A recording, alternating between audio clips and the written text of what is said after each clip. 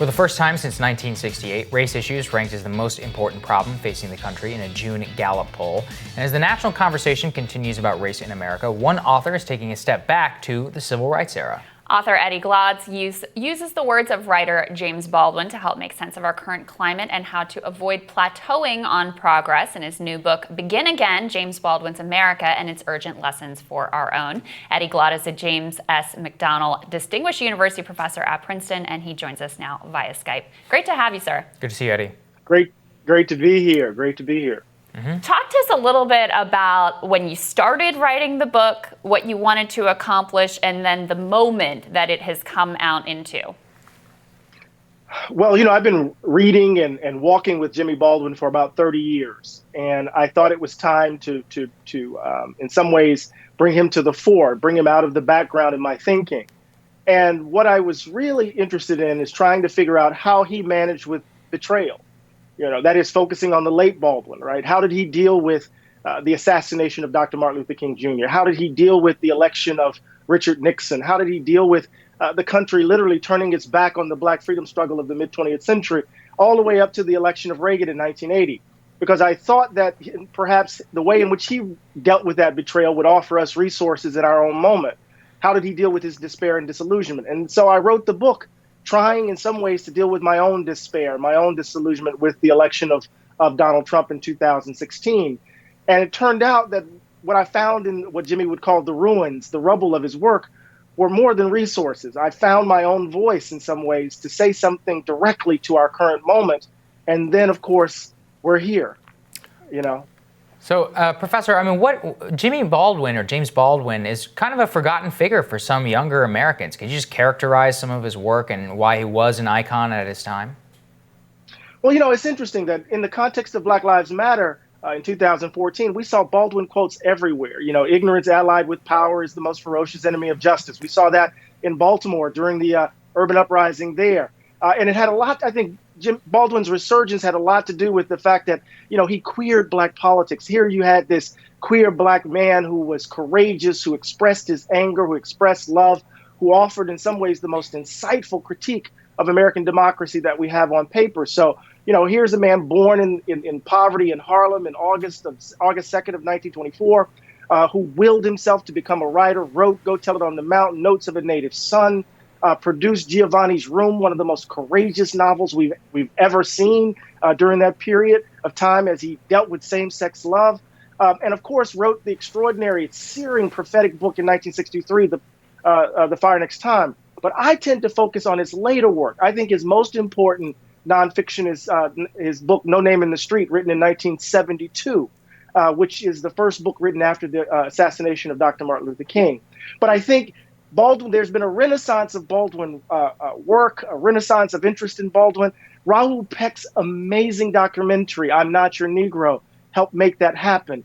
And so, again, I'm not writing about Jimmy Baldwin or James Baldwin. I call him Jimmy because he's so close to me. I'm writing with him about this moment, And so what would you, looking at the current landscape, the protest movements, which by some counts are the largest in American history, we've had this sea change in terms of how people, we referenced in the intro, race has really come up in terms of being the number one priority issue that people are thinking about. You've had this sea change in terms of white Americans in particular trying to grapple with our history and with our present. What would represent progress, real progress in this moment? Like, does that represent progress in and of itself? What would represent progress, and should we expect a backlash? Well, we're experiencing that backlash already, Crystal, right? When you look at the reassertion of the lie and the language that Donald Trump is using, what he said at Mount Rushmore, this defense of Confederate monuments and the like. Look, I think we're at an inflection point, a moral reckoning in the country. There's no guarantee that what will be the outcome, where we're going to end up as we move through this. There's a tendency in America for us to pat ourselves on the back when we declare ourselves anti-racist and then go ahead and allow for inequality and racial injustice to continue. I think the metric to measure whether or not true success is happening on this front is a fundamental change in how we think of governance, how we think of policy. We have been living for the last 40 to 50 years in the age of Reagan, or whether you call it Reaganism, Thatcherism, neoliberalism, whatever you have it. And what that has involved is appealing to white resentment, white fear, white grievance, as there is an ongoing exploitation of everyday ordinary workers and extraction of resources from resource-deprived communities. So if we see a fundamental change in the frame, a fundamental change in how we police, a fundamental change in how we think of a public infrastructure of care, now we're on the other side. Now we're thinking about a different way of imagining being together. We can't pat ourselves on the back just simply because people are saying Black Lives Matter now. So, Professor, what does neoliberalism and the pursuit of trade policy have to do with exploitation of white grievance? I'm just not really sure I understand the connection there. Oh, absolutely. So if you think about neoliberalism reducing us to individuals in pursuit of our own self-interest in competition and rivalry with others, that it has at its heart not just simply an economic idea, but a political rationality which eviscerates any idea of the public good. So what happens is then you appeal to people's self-interest. And if that self-interest is overdetermined by an understanding of whiteness, that is what I call the value gap, this belief that white people are valued more than others, and that belief then affects the distribution of advantage and disadvantage, you see. So if we have a political philosophy, an economic philosophy that erodes any robust idea of the public good and then exploits resentments, fears, and grievances, then you can see how those at the bottom of the totem pole will catch even more hell. Sure. And so as we begin to go ahead, I'm sorry, Doc. Yeah, no, I understand that, and to a certain extent, but is the solution or the moving forward so much, it seems to be emphasizing race even more. And I mean, one of the things that I very much push is try to move to a more egalitarian society. And so if we're going to become more obsessed with race, or we're going to push more divisive racial politics or divisive racial messaging, I mean, you're attacking the Mount Rushmore speech and the history of the United States in some respect there, how are we going to move towards a place where people don't feel resentment on all sides and amongst all classes and all races? Well, you got to tell the truth, though. You can't lie, right? So what you're going to do, stick your head in the sand? When we look at a form of policing that disproportionately singles out a particular community because of the color of their skin. Sure. When we think about the ways in which the erosion of the social safety net disproportionately impacts Black and brown folk, part of what we have to do is tell the truth about what we have done and what we continue to do in the name of whiteness, in the name of an ideology of whiteness. That doesn't mean we can't then talk about the way that intersects with economic realities, the way that intersects with the way in which white poor people are catching hell. But we have to tell the truth about how white supremacy overdetermines everything we do in this country. And once we tell the truth and rid ourselves of the lie, as I call it in the book, right, then we open ourselves up for reconciliation, and then we can get to repair. This stuff is sequential. The one thing we can't do is worry about making people feel comfortable. We have to engage in this honest conversation, it seems to me. Well, and I think your diagnosis of neoliberalism and the way you put it is so incredibly apt. And digging into that, I mean, one of the debates that I've found sort of missing the point and a little silly in the Trump era is this idea of whether people supported Donald Trump exclusively because of racial identity or whether there was economic grievance there as well. Because to me, those two things are so closely intertwined together that you can't pull them apart. Well, right. But, once we began, social scientists have done an extraordinary job of dissecting the 2016 election. And what, this wonderful book by John Seides and others, Identity Crisis, right, looks at the way in which partisan divides within the electoral cycle of 2016 actually mapped onto these racial divides.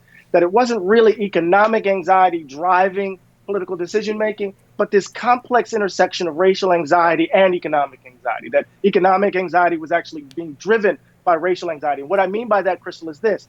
If you have a population believing that what's wrong is big government is taking things from hardworking white people and giving it to undeserving Black and brown people, then economic anxiety gets read through this racial lens. Right. And so you combine that with all of the anxieties around demographic shifts and the like, you have this very powerful and potent intersection. Our task is not to say either or, but to be able to generate a language to talk about both and at the same time. But Professor, how do you square that with the fact that counties in the Midwest, which were more likely to vote for Bernie Sanders or Donald Trump, had more of their jobs shipped to China? Because in my view, I think it's ludicrous to claim that white supremacy has anything to do with a corporatist ideology which sells out black, brown, Latino, white, and all poor Americans at the expense of a bottom line. I mean, the diagnosis of this just seems so fundamentally flawed, and it doesn't lead to solutions, again, towards egalitarianism in the United States. Why would that seem flawed? What does white supremacy have to do with maximizing profits and sending a factory to China? That's actually, let's ask the question in the context of U.S. history, right? When you think about a dual labor market, what does white supremacy have to do with black folk being tracked to a particular segment of the labor market as corporations are interested in their bottom lines? What we do know is this, is that white supremacy has always interacted with capitalism in a very, very complex and nuanced way. And what we have to do is to say that even as greed and self-interest drives economic decision-making, the ideology of white supremacy is still affecting the distribution of advantage and disadvantage. You can't deny that. The data is clear. And so in your desire for a more egalitarian society, the one thing you got to deal with are the facts on the ground. And so you want to offer an interpretation of the current economic reality by paying attention only to the selfishness of corporations and not really track the very ways in which wage flatlining, the wage flatlining affects populations differently, the way in which black folk are entering into the labor market and what that history, how that history impacts who's the last hired, who's the first fired. We have to understand the way in which white supremacy continues to overdetermine every aspect of American society as we try to address these deep, deep economic realities as well. Well, don't think we're going to find a solution here. Professor, one last question for you, because you talked about going beyond the sort of symbolic statement of Black Lives Matter and actually having a sort of structural change here. How do you move the Democratic Party, or how do you assess the current reality of the Democratic Party in terms of being real partners for that kind of change? Well, I think the Democratic Party has been and in some ways continues to be co-conspirators in this reality. The corporate wing of the Democratic Party has produced policies that have disproportionately impacted black communities. I think part of what we have to do is call them to the carpet to continue to push, if I'm understanding the question correctly, Crystal, to continue to push, but understand that this story that we're trying to tell about the current reality in the United States is not simply a Republican story. Yeah. This is not a Republican. This is a story of the country. It's like saying racism is just a Southern phenomenon. Malcolm X would say, as long as you're south of the Canadian border, you're in the South, right? So part of what we need to understand is that the reality, the political and economic reality of Black America, the political and economic reality of Brown America is not simply the result of just Republicans. We have to do it. We've all been existing in the age of Reagan, and we all need to break the back of that framework as we move forward. Professor, great to have you. Congratulations on the book. It's fantastic. People should check it out. Thank you, sir. Thank you so much. I appreciate y'all. Take care. Next on Rising, we officially have recommendations of the Biden-Sanders Unity Task Force. We're going to take a look at those details when Rising returns.